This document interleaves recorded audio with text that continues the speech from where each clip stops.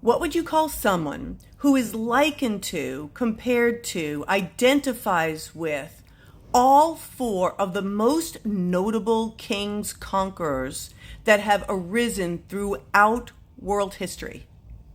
Well, the Bible calls him the first beast, the Antichrist. I'll show you this in a minute, but let's first look in Daniel 7 at the dream that Daniel had and the beasts that were in his dream. The first beast was the lion with wings, representing Nebuchadnezzar. The second beast was a bear with one side higher than the other, 3 ribs in his mouth, representing Cyrus. The third beast Daniel saw was a leopard, 4 heads, 4 wings, representing Alexander the Great. And the last beast that Daniel saw was this terrible, dreadful, powerful beast.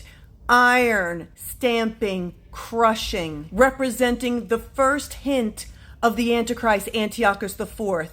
Then Julius Caesar, then the revivals of the Roman Empire, and then the final Antichrist. And look at how those 4 beasts line up with the statue dream that Nebuchadnezzar had back in chapter 2, showing the timeline throughout history from beginning to end, and confirming Nebuchadnezzar as the head of gold and the lion, Cyrus as the silver and the bear, Alexander the Great as the brass and the leopard, and the Antichrist dictators as the iron and the beast. And compellingly, this all lines up with the first 2 verses in Revelation 13. This beast that we see rising up out of the sea, Mara, and then later goes into that special lake, Lago, get it, is a beast that comprises all 4 of the kingdoms in Nebuchadnezzar's dream statue and in Daniel's dream.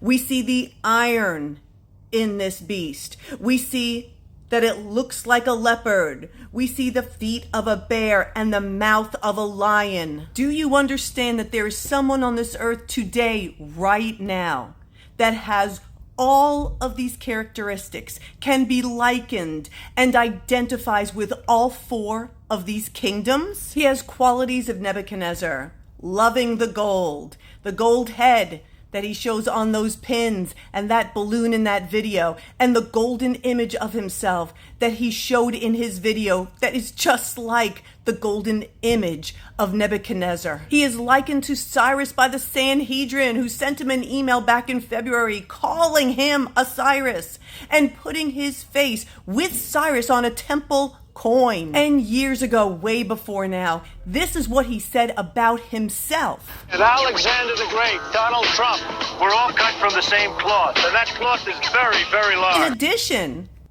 this person has been likened to Julius Caesar because of his dictator type of qualities and his base thinking that he is sent by God. This one person embodies all of the 4 oppressive worldly kingdoms from the past and the present. And Revelation 13 calls him the first beast, the Antichrist. There is no one else on this earth who fully identifies himself with every part of that statue dream by Nebuchadnezzar, every bit of those beasts that Daniel saw in his dream, and every bit of this revelation that John received.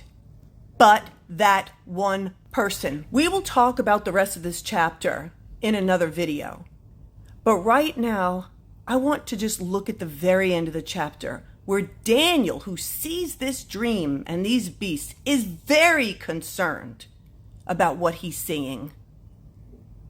And you need to be concerned too, because he knows who he is. Do you?